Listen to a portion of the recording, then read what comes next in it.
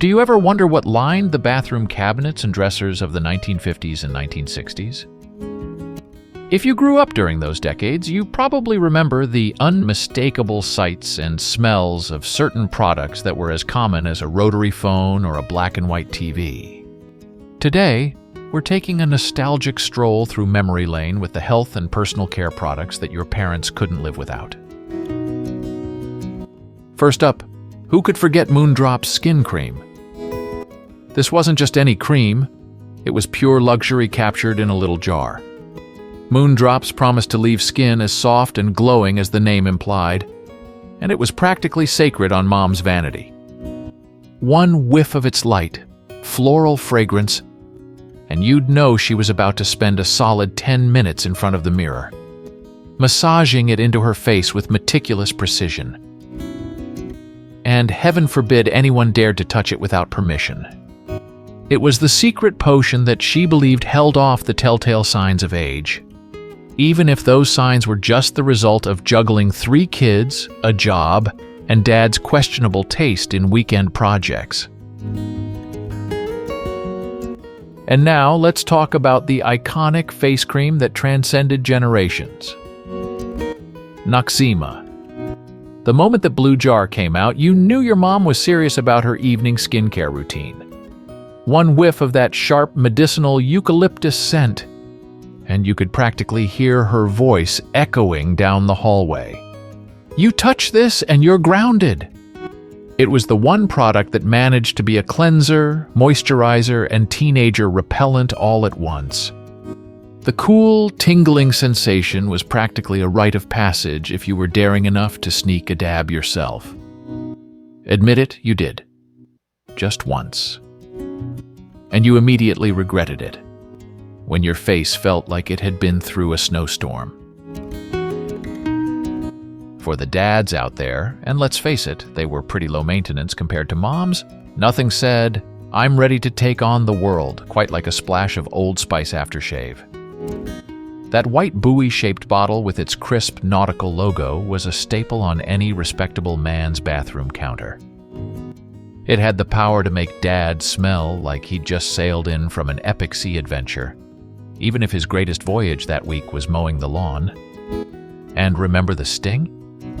That wasn't just an aftershave, it was a badge of honor. "If it doesn't burn, it's not working," Dad would say, patting his freshly shaven face with pride, while you stood there squirming at the thought of anything burning on purpose. Now, let's not forget Alberto V5, the magic in a tube that promised to transform even the most stubborn hair into a shiny, manageable masterpiece. Whether your mom rocked a perfectly coiffed bouffant or just needed to tame her daily curls, Alberto V5 was the answer. It was hair oil, but not just any hair oil. It had the mysterious allure of sounding vaguely European, which in the 50s and 60s meant it had to be sophisticated. The little tube was treated like gold, squeezed out ever so carefully because heaven forbid you waste even a drop. "A little goes a long way," was the mantra. Of course, that didn't stop you from experimenting once and looking like you dunked your head in a vat of olive oil. Speaking of hair, Brylcreem deserves an honorable mention. "A little dab'll do ya," was the slogan that stuck with every well-groomed gentleman of the time. This pomade was essential for maintaining that slick, smooth hairstyle that looked like it could withstand a hurricane. The shine it provided was unmistakable, and so was the greasy residue it left on everything. Dad's pillowcases were often a testament to its staying power, no matter how many times they were washed.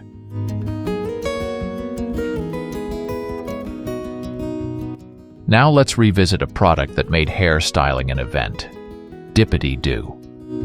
If you were aiming for those perfect curls or waves, Dippity Doo was the go-to hair gel.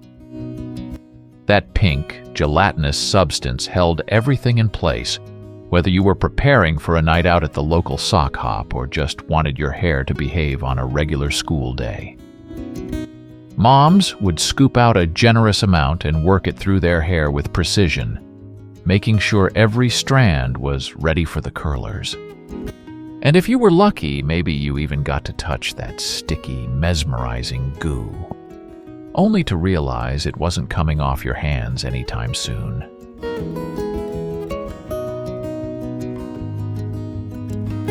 Let's not forget Mum Deodorant, which was a game changer for its time.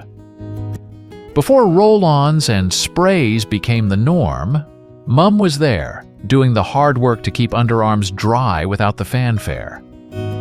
It was simple, effective, and came in a little glass jar that looked charmingly out of place next to the more flashy products. The slightly chalky residue it left was a small price to pay for a day of confidence, or so your parents would say.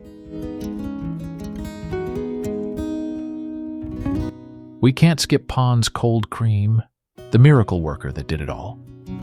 Moms used it to remove makeup, moisturize, and even as an emergency hand cream.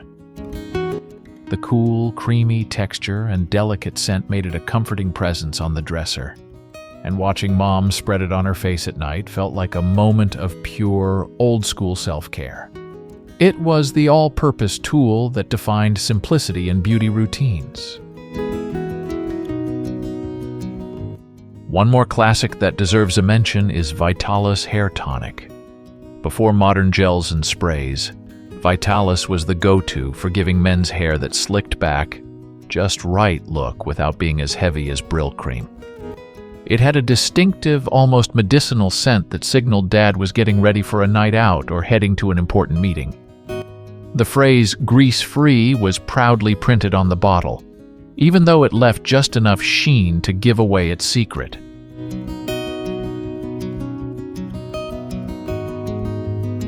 Lastly, we can't overlook Jurgens Lotion, which was a must for any household dealing with dry skin. The soft almond scent was instantly recognizable and had the power to transport you back to moments of Mom rubbing it on her hands before starting the day. Jurgens was known for being rich but not greasy, and it became a staple not just for moms, but for the entire family, especially during those cold winter months when chapped hands were the enemy. And while we're on the subject of things that got into every corner of the bathroom, does anyone else remember when the scent of Old Spice would linger long after Dad had left for work? Or how that jar of Noxzema would always somehow end up with a mysterious fingerprint that everyone swore wasn't theirs? The nostalgia of those days isn't just in the products themselves, it's in the small, everyday moments that they were a part of. There's something comforting in the memory of these products, and it's a reminder of the simple yet meaningful routines that shaped the lives of baby boomers and their parents. As we look back, we see how far we've come, but also how much we still love a touch of the old ways. As always, thank you for watching. See you on the next one.